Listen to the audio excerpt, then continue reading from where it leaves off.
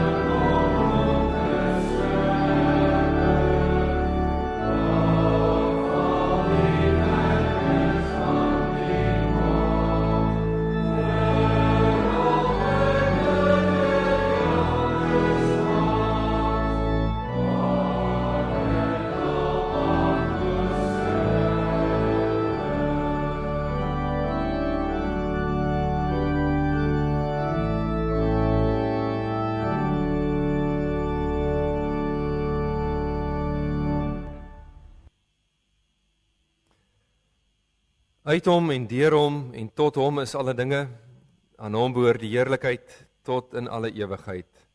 Amen. Aan julle vir wie God die Vader geroep het, wat hy lief het en deur Jesus Christus bewaar, mag barmhartigheid, vrede en liefde in oorvloed aan julle geskenk word. Amen. Kom ons staan en loof die Here met die woorde van Psalm 145, baie bekende en 'n baie treffende loflied. Ons gaan daarvan saam sing vers 1, 2, 10, 11 en 12. As ons in hierdie woorde sing van die Here se naam wat so hoog is in heerlikheid, wat ons wil verhef vir ewig en altyd. Ons wil hom loof en prys, want hy is God, en hy moet geloof en geprys word. Kom ons staan en sing ons saam vers 1, 2, 10, 11 en 12, en daarna sal ons saam bid.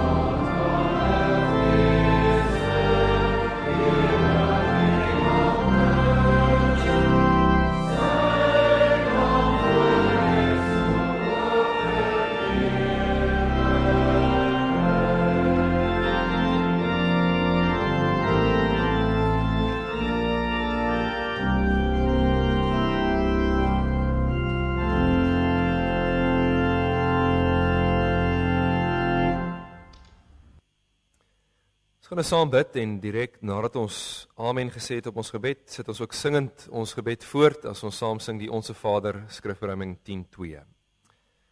Kom ons bid saam.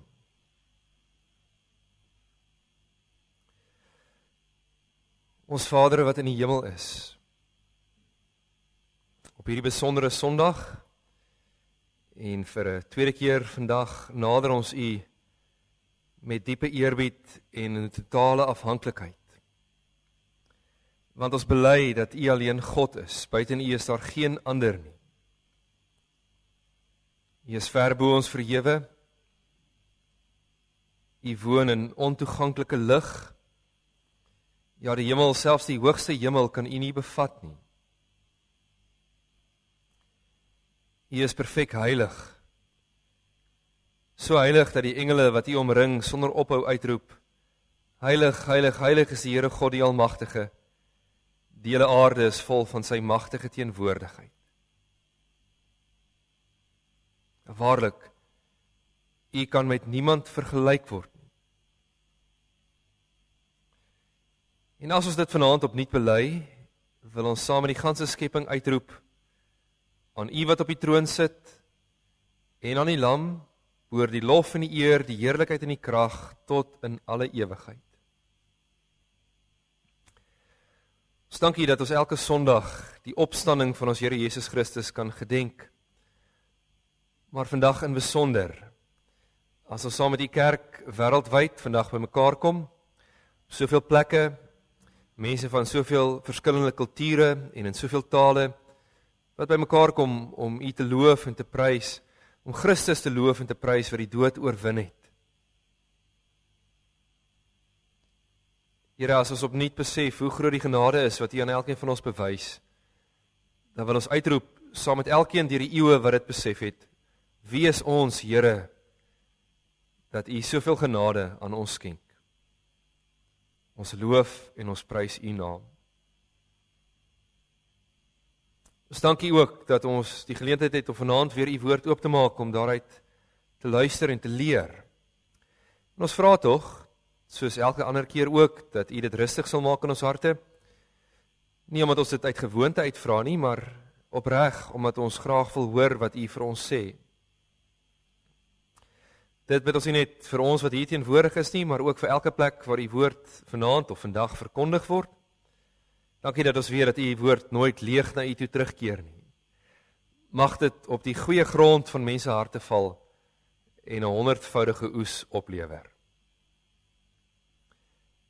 Verhoor ons nog ook as ons verder bid, die gebed wat U seun ons kom leer het, en in sy naam vra ons al die dinge. Amen.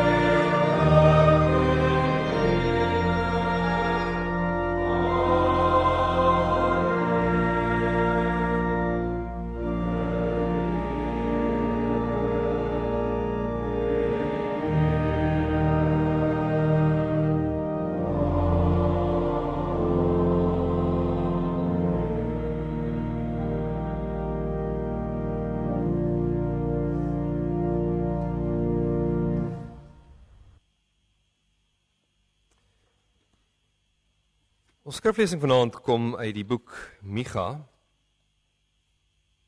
Ons gaan daarvan saam lees Micha 6 vers 1 tot 8. Ek wil dit graag vir ons voorlees uit die 2020 vertaling, maar volg gerus saam in enige vertaling wat jy voor jou oop het. Ons fokus is in besonder die 8ste vers, die laaste vers wat ons vanaand gaan saam lees, maar ons gaan luister na die verklaring van die geheel, soos die gedeelte opbou uiteindelik tot by vers 8. Micha 6 vanaf vers 1. Julle moet hoor wat die Here sê. Staan op, lê 'n klag voor die berge en laat die heuwels jou stem hoor. Luister berge na die aanklag van die Here, luister onwrikbare fondamente van die aarde. Ja, die Here lê 'n klag teen sy volk. Hy het 'n regsaak met Israel. My volk, wat het ek jou aangedoen? En hoe het ek jou vermoei? antwoord my. Ek het jou immers laat optrek uit Egipte land, uit die plek van slawerny het ek jou losgekoop. Ek het Moses, Aaron en Miriam voor jou uitgestuur. My volk onthou tog wat Balak, die koning van Moab, beplan het, en wat Biliam, die seun van Beor, hom geantwoord het. Onthou wat gebeur het van Sittim tot by Gilgal, sodat jy regverdige dade van die Here kan erken. Waarmee sal ek die Here tegemoet gaan, my neerbuig voor die verhewe God? Sal ek hom tegemoet gaan met brandoffers, met jaaroud kalwers? Sal die Here genoeg neem met duisende ramme, met 10.000 strome olyfolie? Moet ek my eerstgeborene gee vir my oortreding, die vrug van my liggaam vir my eie sonde? Hy het aan jou mens bekend gemaak wat goed is.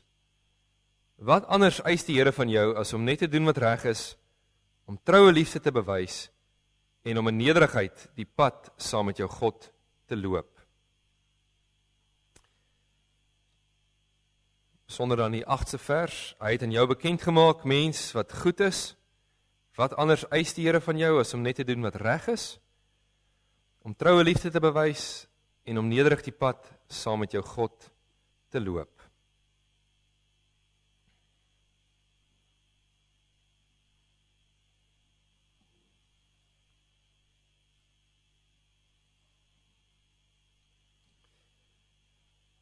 Die moderne lewenspas is skrikwekkend.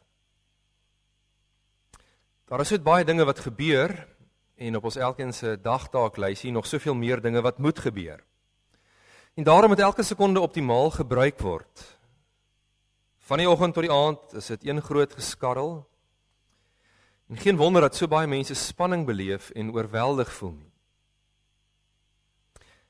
Die groot gevaar van hierdie lewenspas is dat ons dikwels die groter perspektief verloor. Ons vergeet baie maklik waar die lewe eintlik gaan. Ons vergeet wat ons doel is en waartoe die Here elkeen van ons roep. Ons het nie tyd nie en daarom skep ons sekere dinge af om by die ander dinge uit te kom. Ongelukkig meermale is ons verhouding met die Here iets is wat al te maklik agtertoe geskuif word om plek te maak vir allerlei ander dinge wat moet gebeur. En wat gebeur wanneer ons hierop gewys word? Wat ervaar jy byvoorbeeld nou as jy hierdie woorde hoor? Wel, vir meeste van ons skuldgevoel. Ons weet dit moenie so wees nie. En daarom wanneer ons daarop gewys word, dan maak ons nuwe planne. Ons stel nuwe voornemens. Ons gaan dinge nou anders doen. Ek gaan tyd maak binne my besige skedule om by die Here uit te kom. Ek gaan meer bid en Bybel lees. En sulke voornemens is natuurlik goed. Trouwens, dit moet ook. Ons moet tye in ons daaglikse roetine hê waar ons stil raak voor die Here en hom ontmoet in gebed en deur uit sy woord uit te lees. Maar in ons nadenkie hieroor maak ons baie keer 'n groot denkfout. Die Here leer ons in sy woord, onder andere in Micha, maar ook natuurlik op baie ander plekke, dat my en jou geloof, die verhouding wat ons het met die Here, is nie maar net iets wat by ons dag moet kom nie. Dis nie maar net 'n deeltjie van ons dag wat ons iewers te moet invoeg nie. Inteendeel, ons geloof, ons verhouding met die Here is die kern van ons hele bestaan waaruit alles anders te vloei. Elke ander aspek van ons dag en week, maand en jaar moet voortvloei vanuit ons verhouding met die Here. Dit is waarvoor ons geskep is. Dis ook waarvoor ons herskep is. En dis die lewe van dankbaarheid waartoe die Here elkeen van ons roep. Dit is, om dit so te stel, wat die Here van ons verwag. Nou dit hoor ons onder andere dan ook in Micha hoofstuk 6. Nou Micha 6 begin eers op 'n ander plek en bou dan op tot wat die volk gedink het die Here van hulle verwag. Hoor baie mooi die twee. Ons gaan uiteindelik uitkom by wat die Here sê hy verwag van sy volk, wat hy verwag van sy kerk. Maar die gedeelte begin op 'n ander plek wat uiteindelik uitkom by wat die volk gedink het, dit is wat die Here van hulle verwag. Nou die Here het Micha as profeet geroep om op te tree en te profeteer in die suidelike ryk. Dalk kan jy onthou dat die koninkryk in Israel bestaan in 2 geskeur het, net na Salomo in die tyd van Salomo se seun, die 10 stamme in die noorde, die noordelike ryk, en dan die 2 stamme in die suide. Micha moes optree in die suide, spesifiek in Jerusalem. En as ons die heel eerste vers van Micha 1 lees, hoor ons dit was in die tyd van die konings Jotam, Agas en Hiskia. Met ander woorde, as jy dit net in jou gedagtes so min of meer wil plaas op 'n tydlyn, die jaar 740 tot die jaar 700 voor Christus. Wat weet ons van daardie tyd? Ons weet, aan die een kant was dit 'n tyd van geweldige voorspoed vir die volk, soos dit maar dikwels ook gaan in 'n tyd van voorspoed, ongelukkig ook 'n tyd wat die volk van die Here af weggedryf het. Ons hoor in die boek Micha, as jy hom van begin tot einde lees, dat die Here die volk aankla van afgodsdiens, van die onderdrukking van die armes, van gulsigheid, van leiers wat net in hulle eie belang optree. Altyd treffend as mense dit so lees en jy dink maar in ons eie konteks, nee, mense hoor baie keer dieselfde dinge, dieselfde siklusse. Maar dis nie al wat ons weet van hierdie tydperk waarin Micha opgetree het nie. In die tyd wat Micha opgetree het, was daar 'n ander probleem, en dit is dat die Assiriërs geblaas het teen die nekke van alle volke in daardie omgewing. Die Assiriërs was die wêreldmag van die dag. Tydens Micha se bediening, onthou nou Micha aan die suide, het die noordelike ryk voor die Assiriërs geval, en hulle is in ballingskap weggevoer in die jaar 722, en hulle het nooit weer teruggekeer nie. Enkele jare later het die Assiriërs ook Juda bedreig, en byna amper dieselfde lot het hulle getref, en in al die dinge sê Micha, sien hy uiteindelik die hand van die Here, die hand wat sy volk terugbring na hom toe, die Here wat sy volk tug, om terug te draai na hom toe. En dis in wese die boodskap van die hele boek Micha, dat die volk opgeroep word tot bekering en tot ware aanbidding van die Here. Dit is presies waar ons skrifgedeelte gaan. In wese vorm die eerste paar verse van Micha 6 'n hofsaak tussen die Here en Israel. Ons het dit enkele oomblikke terug gelees en dalk het jy in jou Bybelvertaling ook gehoor dat ons hoor van 'n hele paar woorde. In die eerste plek die Here wat sê, julle moet hoor wat die Here sê, met ander woorde, julle ore spits, julle moet hierdie dinge nou regtig waarneem. Staan op, berge, laat die heuwels jou stem hoor, ek lê 'n klag voor my volk. Die berge en die heuwels word opgeroep as die getuies of die jury as dit ware, wat moet hoor wat die Here sê. En dan word daar gesê, ek het 'n aanklag teen my volk. Ek het 'n regsaak met Israel. Nou kan jy jou hierdie woorde indink. Weet jy wie van julle al 'n regsaak teen jou gehad het waar jy in 'n hof moet verskyn nie? Maar dis vreesaanjaend. Dis iets waar jy wakker lê in die middel van die nag. Iets wat teen jy opsien, iets wat 'n slegte donker deel van jou lewe is. Hoeveel te meer as die een wat jou aankla in 'n amptelike hofsaak nie maar net iemand anders is, 'n medemens soos ek en jy nie, maar die Here God, skepper van hemel en aarde, wat sê ek het 'n hofsaak teen jou. Waarvan kla die Here sy volk aan? Vers 3. Hy kla hulle daarvan aan dat hulle hom beskuldig dat hy hulle moeg gemaak het. In hulle oë het die Here se optrede, die Here se eise, het hulle uitgeput. Hulle is moeg. Moeg vir wat die Here van hulle verwag, en per implikasie, so verskriklik as wat dit is om dit te sê, moeg vir wie die Here is. Dit is sekerlik die duidelikste teken dat die volk van die Here af weggedryf het. Geen wonder die Here vra hulle, my volk, wat het ek aan jou gedoen? Hoe het ek jou vermoei? Antwoord my. En voor die volk geleentheid kry om te antwoord die Here self deur vir hulle duidelik maak waarmee hy hulle vermoei het. Hy het hulle vermoei met die Exodus gebeure. Die grootste verlossingsmoment in die Ou Testament, vers 4 en vers 5. Die Here, ja, en die Here alleen het hulle uit Egipte uit bevry. Hy het hulle gered uit die plek van slawerny. Hy het, in dieselfde vers, hoor ons, vir hulle goeie leiers gegee in die vorm van Moses en Aaron en Miriam. En onthou nou die kontras met die leiers wat hulle op hierdie oomblik gehad het. Hy het selfs die heidense profeet Biliam gebruik, wat gehuur is deur Balak om die volk te vervloek, om hulle te seën.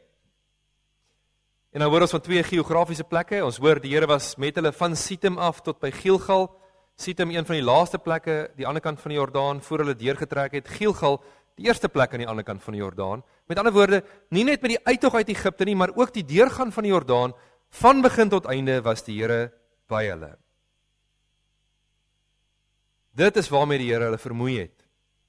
Groot dade van verlossing. En hy sê selfs vir hulle hoekom hy dit gedoen het, die laaste deel van vers 5, sodat jy kennis kan dra van die regverdige dade van die Here. Die Here het dit gedoen, sodat Israel hom kon ken as redder. En hierdie vraag, of hierdie woorde althans, die Here wat sy volk herinner aan wat hy vir hulle gedoen het, bring my en jou uiteindelik ook by die punt uit waar ons moet vra, maar wat het die Here nie alles vir ons gedoen? Ons het reeds genoem dat ons te midde van die gewoel van die lewe so maklik kan vergeet. En daarom is dit goed dat ons soos Israel weer tot stilstand gebring word. Daarom is ons kerklike jaar ook baie goed, iets soos Paasfees, wat ons herinner, een keer 'n jaar op 'n besondere wyse, waar ons nadink aan wat ons Here vir ons gedoen het. Natuurlik nie net met Paastyd nie, maar in besonder dan ook in hierdie tyd. Ons dink na aan hoe die Here ons gered het uit genade deur sy Seun. Ons dink na oor sy Seun wat mens geword het en 'n lewe van volkomme gehoorsaamheid aan God gelei het, om uiteindelik my en jou sonde op hom te neem en aan die kruis daarvoor te sterwe. En nie net dit nie, soos ons vandag in besonder gedenk, ons bely ook dat hy uit die dood uit opgestaan het, as 'n bewys dat sy offer volkome is, as 'n bewys dat hy werklik die Seun van God is. En hy het ook die Heilige Gees gestuur wat in my en jou woon en werk, die Gees wat ons herinner aan al die heerlike beloftes wat die Here aan ons gemaak het, en ook nog aan dit wat vir ons wag in die toekoms. Die Gees wat ons ook lei om te volhard. Ja, tereg soos Israel, wat het die Here nie alles vir ons gedoen nie? Nou as ons dit opnuut besef, dan wil ons reageer.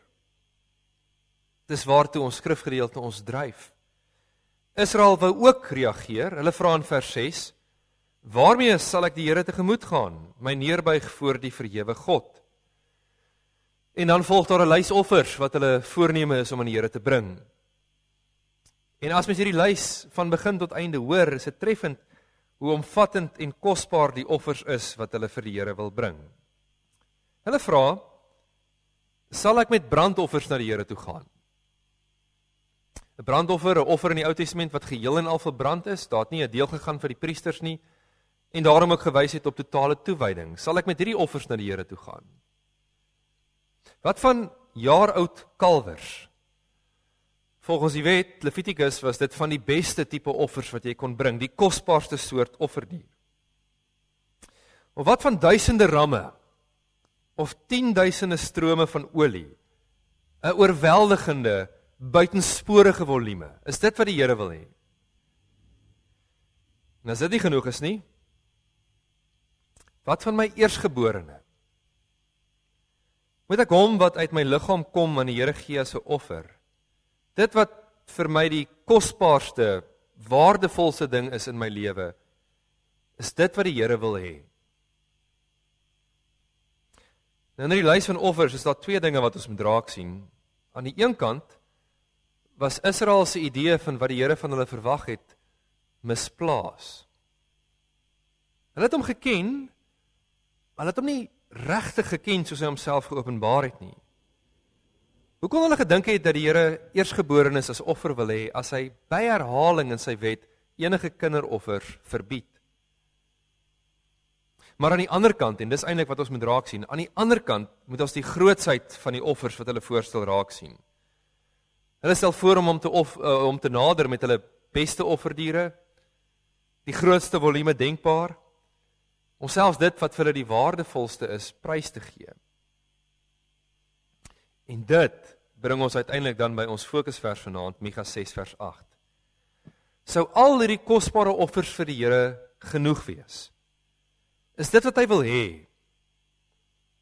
En dan antwoord die Here by monde van die profeet Micha, dis nie wat hy wil hê nie. Dis ook nie genoeg nie. Die Here vra nog baie meer. Dan hoor ons in Micha 6 vers 8, Nie net wat die volk dink die Here van hulle verwag nie, maar wat die Here self sê hy van sy volk verwag. Nou Micha 6 vers 8 is een van die treffendste verse in die hele Ou Testament. Verskeie antieke rabbies en teoloë deur die eeue beskou dit as 'n baie treffende vers en ook as 'n samevatting van die wet. En is inderdaad so. Hierdie woorde sê niks anders as wat ons op ander plekke in die Bybel hoor nie, maar dit stel dit op 'n baie treffende en unieke wyse. Teenoor Israel wat wonder of al die kosbare offers wat hulle vir die Here wil bring genoeg is, antwoord die Here, hy het aan jou mens bekend gemaak wat goed is. Die Here self bepaal wat goed is. Hy bepaal wat genoeg is. Israel weet dit eintlik. Die Here het dit lankal reeds aan hulle bekend gemaak. Letterlik, hy het dit aan hulle sigbaar gemaak. Hulle kon dit sien, hulle moes dit geweet het. Israel hoor met ander woorde niks radikaal niets nie. Wat anders eis die Here van jou as die volgende? Sy volk wat so sukkel om te verstaan, help die Here deur 'n opsomming te gee. Hy vereenvoudig dinge vir hulle. Hy maak dit voor die hand liggend.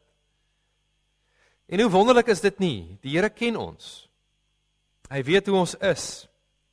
Dat ek en jy reduseer baie kere dinge om dit vir onsself eenvoudiger te maak, om dit te kan onthou, om dit te kan toepas. Ons maak dinge eenvoudiger, ons maak dit makliker. Ons breek dinge af tot kleiner beginsels, die hoofgedagtes, die groot lyne. En dis presies wat die Here vir sy volk doen in Micha 6 vers 8. Hy maak dit vir sy volk, vir sy kerk, baie duidelik wat hy van ons verwag. Hy som die wet op in hierdie hoofgedagtes. Wat anders eis die Here van jou as om net te doen wat reg is? Om troue liefde te bewys, om nederig die pad saam met jou God te loop. 3 dinge. 3 dinge wat die Here eerder wil hê as al die offers wat Israel voorgestel het. In die eerste plek verwag hy van ons om net te doen wat reg is. Letterlik om geregtigheid te doen. En dit beteken om met alles in jou te sorg dat reg geskied. Dis om met alles binne in jou te doen wat reg en billik is teenoor jou medemens. Nie net om die letter van die wet te doen nie, maar om meer as dit te doen wat reg en billik is teenoor jou medemens. Nou dit kom natuurlik vir my en jou nie van nature nie. Die ou sondige mens wil natuurlik doen wat vir homself die beste is, wat in sy eie belang is. Maar dit waartoe die Here ons roep, is om goed te doen teenoor ander. En in die Ou Testament meermale hierdie opdrag ook verbind met die mense op die randjie van die samelewing, hulle wat regtig hulpeloos was, die weduwees en die wese en die vreemdelinge. Die Here verwag van ons om te doen wat reg is, nie net om te dink wat reg is nie. In 'n sekere sin is dit maklik om te dink wat reg is. Dis 'n ander ding om dit te doen. En nie net om te sorg dat ander mense doen wat reg is nie, maar om in die eerste plek by jouself te begin. Dis die eerste gedagte. Ons moet doen wat reg is teenoor ander. In die tweede plek verwag die Here van ons om troue liefde te bewys. En daardie woordjie bewys, wat vertaal is met bewys, goeie vertaling, wat gaan eintlik oor 'n manier van dink. Ons moet dink volgens troue liefde. Ons moet optree dan met ander woorde per implikasie volgens troue liefde. En wat is hierdie troue liefde? Redelik moeilik om dit te vertaal in Afrikaans. Dis die Hebreëse woord gesed, wat op verskeie plekke vertaal word in ons Bybelvertalings met goedertierenheid of troue, verbondsliefde, barmhartigheid. Maar waarop dit neerkom, is 'n ingesteldheid van die hart wat verby dit strek wat net goed en reg is. Dis is ons Here Jesus ons geleer het. As iemand jou vra om iets 1 myl ver te dra, om dit 2 myl ver te dra. As iemand vir jou bokleed vra, om ook jou onderkleed te gee. As iemand jou op die een wang slaan, om die ander wang te draai. Dit gaan oor meer as net wat van jou verwag word. Dis die tipe gesindheid wat die Here van ons verwag. Dis hoe ons moet dink. En dis waaroor hierdie tweede gedeelte gaan. Die eerste ene, ons moet doen wat reg is teenoor ander. En die tweede gedagte, ons moet dink wat reg is teenoor ander. En dan in die derde plek, die Here verwag van ons om nederig die pad saam met jou God te loop. Nou met God te loop of met God te wandel is 'n Bybelse uitdrukking vir 'n hele lewe wat aan God toegewy is. Dink byvoorbeeld in die boek Genesis hoor ons van Henog het met God gewandel en toe was hy nie meer daar nie.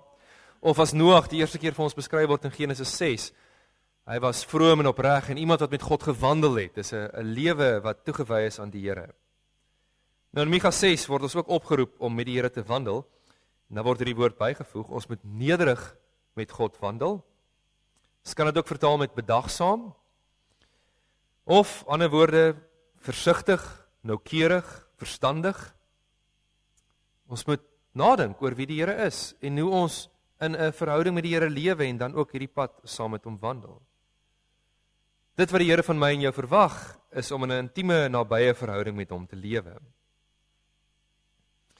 So die 3 stellings waarmee die Here die wet vir sy volk opsom, het eintlik te maak met baie bekende sake. Aan die een kant ons verhouding met ons naaste. En aan die ander kant ons verhouding met die Here. Op 'n horisontale vlak verwag die Here van my en jou om te doen en te dink wat reg is teenoor ons naaste. En op 'n vertikale vlak, ons verhouding met die Here, met hom verwag die Here dat ons met hom in 'n nabye, intieme verhouding sal lewe. En dit is wat die Here van Israel verwag het, eerder as al die kosbare offers wat hulle voorgestel het. En verstaan baie mooi, die offers wat Israel wou gebring het, buite nou vir die kinderoffers, was nie verkeerd nie. Hulle moes hierdie offers bring, dit was deel van die wet. Hulle moes hulle beste vir die Here gee. Maar in Micha 6 vers 8 herinner die Here sy volk, dat dit help nie hulle bring net 'n klomp offers nie. Dit help nie net hulle doen 'n klomp eksterne dinge, 'n klomp rituele, hulle doen hierdie dinge wat nou reg is, maar hulle hart is nie daarin nie. Hulle staan nie in 'n nabye verhouding met die Here nie. Hulle doen nie wat reg is teenoor hulle naaste nie. Dan help hierdie eksterne dinge glad nie. Dit waartoe die Here my en jou roep, is om 'n intieme en nabye verhouding met hom te lewe en om ons naaste lief te hê. Nou die Here verwag nie met ander woorde van ons om iets te doen nie. Hy verwag alles van ons. En ons hoor dit op verskeie plekke in die skrif. Dink aan Hosea, ook een van die klein profete, Hosea 6 vers 6, ek verwag troue liefde, nie offers nie. Kennis van God eerder as brandoffers.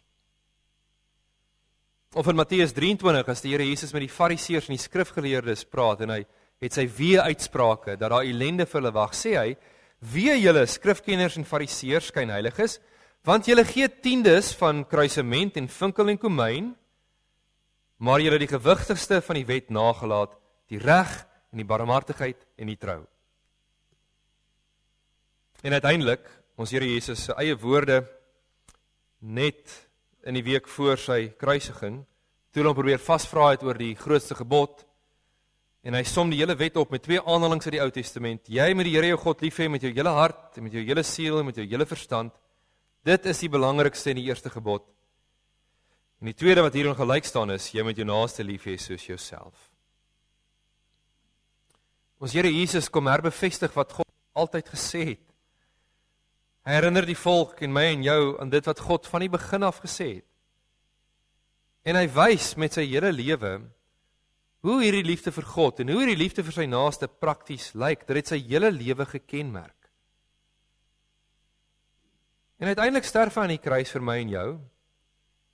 Baie keer maak ons dit so half generies, so half algemeen, hy het gesterf vir ons sonde, maar en dis waar, maar dink hieroor na, hy sterf uiteindelik ook aan die kruis vir my en jou, wat nie God lief het met ons hele hart en siel en krag en verstand nie, wat nie reg dink en reg doen teenoor ons naaste nie. Dis die sonde waarvoor hy vir ons gesterf het. En dis wat ons ook gedenk in die Paastyd. Dit het hy kom doen vir my en vir jou. En na sy hemelvaart, soos ons al gedenk oor enkele weke van nou af, stort hy ook die Heilige Gees oor sy kerk uit. Die Gees wat my en jou, soos Paulus sê, so intiem met Christus verenig, dat toe Christus gesterf het, het my ou mens gesterf, en toe Christus opgewek is as 'n nuwe mens, is ek opgewek as 'n nuwe mens. Deur die Gees se werking in ons lewe, kan en wil ek God en my naaste nou lief hê. Dieselfde Gees lei ons om elke dag meer en meer te vernuwe na die beeld van Christus. Spesifiek om God en my naaste lief te hê. So die uiteindelike vraag waartoe Micha 6 my en jou bring is dit: hoe gaan ons reageer op hierdie woorde? Op grond van alles wat ons gehoor het vanuit die Here se woord, Micha hoofstuk 6, wat gaan ons reaksie wees? Vrees? Dis nie die bedoeling van Micha 6 nie. Skuldgevoel? Ook nie. Skuldgevoel hou in elk geval net so lank. Gaan dit my dryf om nou 'n klomp ekstra dinge by te doen? Iewerste moet ek 'n gaatjie kry en dit nou bydoen in my lewe? Soos genoem, dankoffers, offers van dankbaarheid het 'n plek, maar dis nie waartoe die Here ons roep nie. Die regte reaksie waartoe Micha 6 ons oproep is presies dieselfde oproep wat die volk Israel destyds gehad het, en ons kan dit opsom in een baie kort en eenvoudige Afrikaanse woordjie: bekering. Bekering. Om teenoor die Here te bely dat ek hom dikwels nie liefhet soos hy liefgehad moet word nie. Om te bely dat ek dikwels nie reg dink en reg doen teenoor my naaste nie. En nadat ek dit bely het, om uiteindelik ook hierdie troos te ontvang en te hoor dat ook hiervoor het Christus betaal, ook hiervoor is ek vergewe. En om dan opnuut gehoorsaam te reageer op die Gees se leiding in ons lewe, om voortaan in 'n intieme verhouding met die Here te lewe en reg te dink en reg te doen teenoor my naaste. Dit is waartoe ons skrifgedeelte ons oproep. So om af te sluit, vir ons wat al te gou vergeet waar die lewe eintlik gaan, maak die Here dinge baie eenvoudig in Micha 6 vers 8. Hy sê vir ons baie duidelik wat hy van ons verwag. Hy som dit vir ons op. En wat die Here vra is nie iets nie, die Here vra alles. Ons verhouding met hom moet die hart van ons bestaan vorm en elke ander aspek, my werk en my ontspanning, my opvoeding van my kinders en kleinkinders, elke aspek van my bestaan moet voortvloei vanuit my lewe van geloof voor die Here. Ons moet hom dank vir sy groot verlossingsdade in ons lewe. Ons moet opnuut hoor, wat anders eis die Here van jou, as om net te doen wat reg is, om troue liefde te bewys, om nederig die pad saam met jou God te loop. Aan hom alleen al die lof en die eer. Amen. Kom ons bid saam.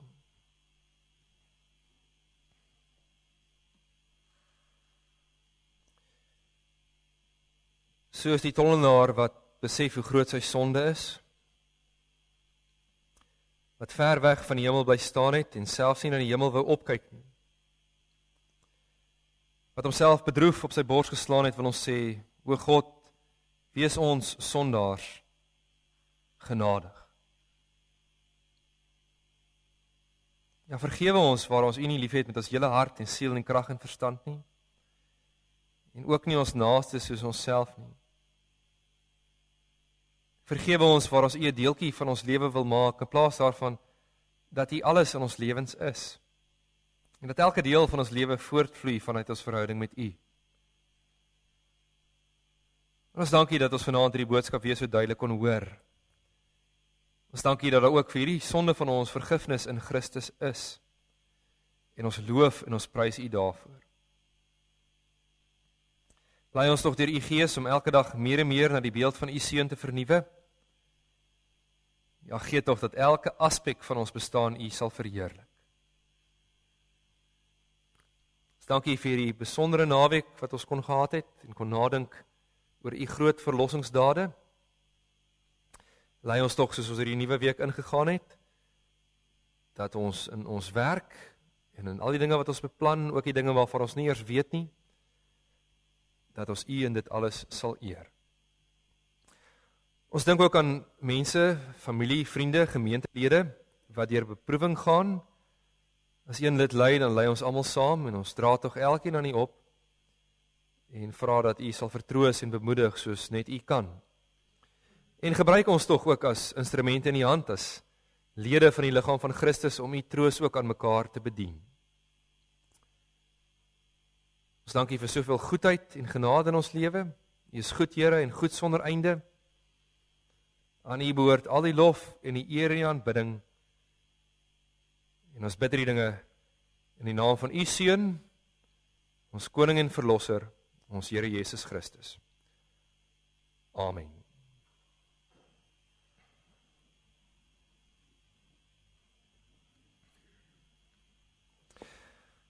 Ons sing ten slotte saam skrifberuiming 9:3, dit is die beruiming van Romeine 13. Romeine 13 is 'n ander plek waar die wet vir ons opgesom word, soos ons Here Jesus dit ook opsom. Paulus som dit dan op in besonder oor die liefde wat ons het vir ons naaste, of moet hê vir ons naaste.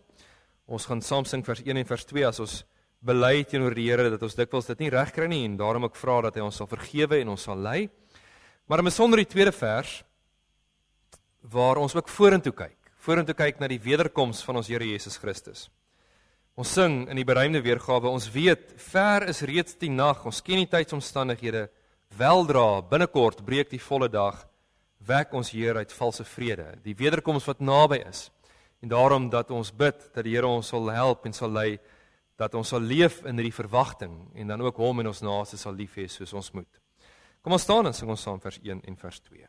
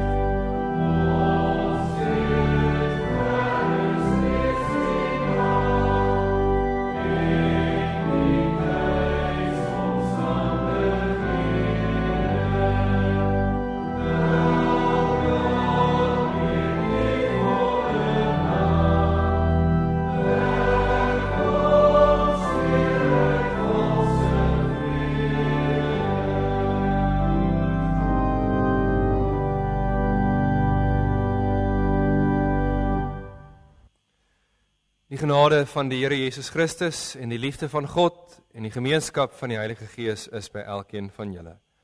Amen.